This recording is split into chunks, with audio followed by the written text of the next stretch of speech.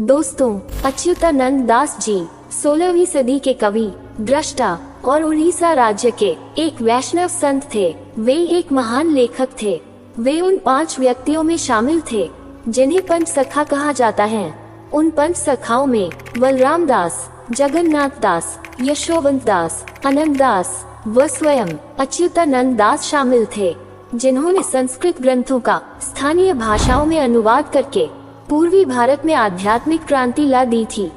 उनका ओडिया भाषा में रचित ग्रंथ शून्य संहिता प्रसिद्ध है। कहा जाता है कि उन्हें भूतकाल, वर्तमान काल और भविष्य काल को देखने की शक्ति प्राप्त थी।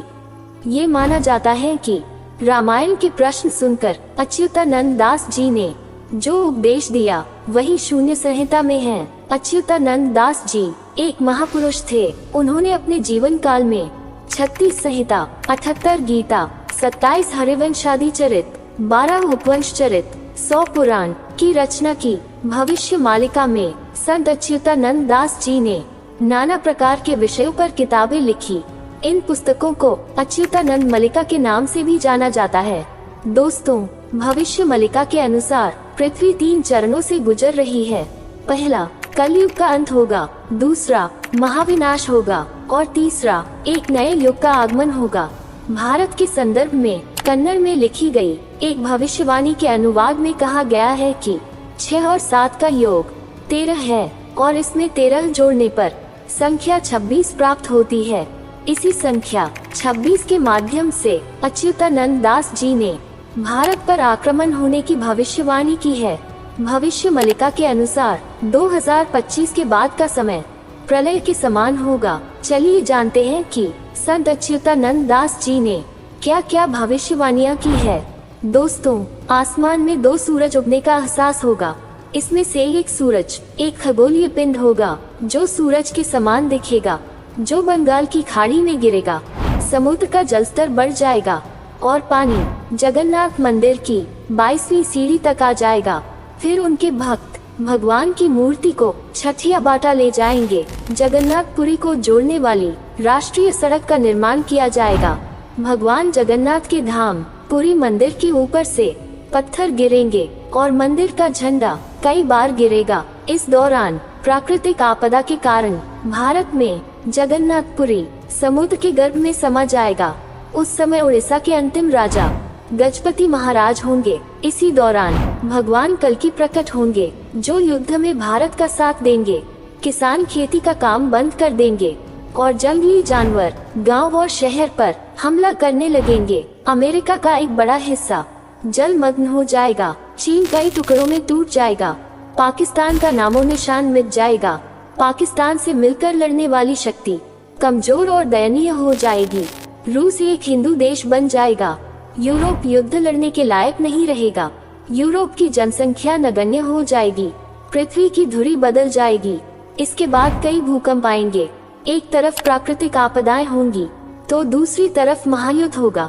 शनि के कुंभ राशि में प्रवेश करते ही तृतीय विश्व युद्ध प्रारंभ हो जाएगा। दोस्तों, तीसरा विश्व युद्ध 6 साल 6 महीने तक चलेगा। चीन 13 मुस्लिम देशों के साथ मिलकर भारत पर हमला करेगा। आखिरी 13 महीनों में भारत युद्ध में शामिल रहेगा और ये भारत की लड़ाई होगी। दोस्तों, इसमें भारत की जीत होगी। भारत न केवल अपने शत्रुओं को सदैव के लिए नष्ट कर देगा बल्कि विश्व गुरु भी बनेगा। पृथ्वी पर होने वाली प्राकृतिक आपदाओं के कारण 7 दिनों तक पृथ्वी पर अंधेरा रहेगा।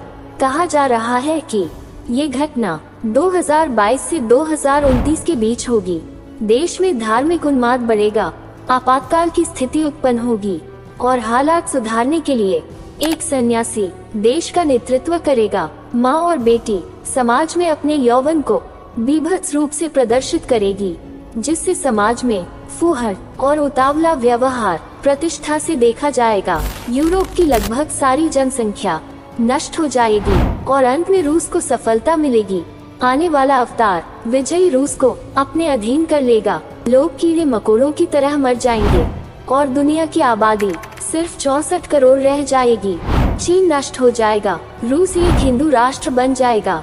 भविष्यवाणी के अनुसार देश की बागडोर एक ऐसे संत के हाथ में होगी जो अविवाहित होगा धार्मिक संस्कार और गुरुओं का अनादर किया जाएगा, और कपटी लोग धर्म गुरु बनकर लोगों को धोखा देंगे। भविष्य में लोगों के मन से धर्म, संवेदनशीलता, प्रेम और संस्कार समाप्त हो जाएंगे। धर्मपरायण और धार्मिक भक्तों का मजाक उड़ाया जाएगा। धीरे धीरे आस्तिकों की संख्या कम हो जाएगी और ये दुनिया आस्तिक और नास्तिक में बन जाएगी।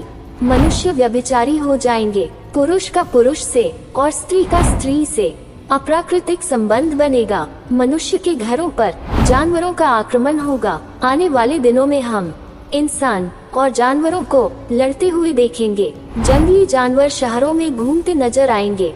प्राकृतिक आपदाएं तबाही मचाएंगी। लोग विचित्र महामारी और बीमारियों से परेशान रहेंगे।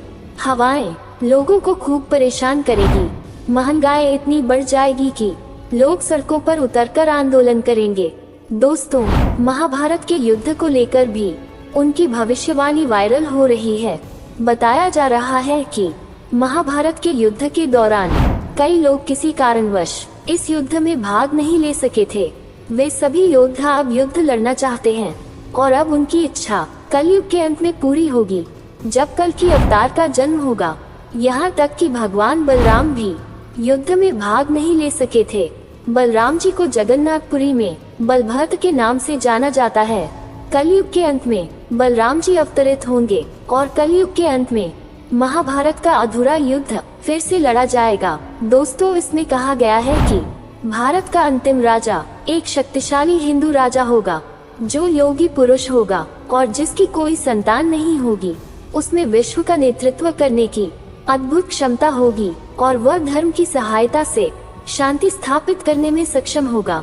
इसके बाद 1000 वर्ष तक शांति का युग रहेगा। दोस्तों, ये थी संत अच्युतानंद दास जी की भविष्यवाणियाँ।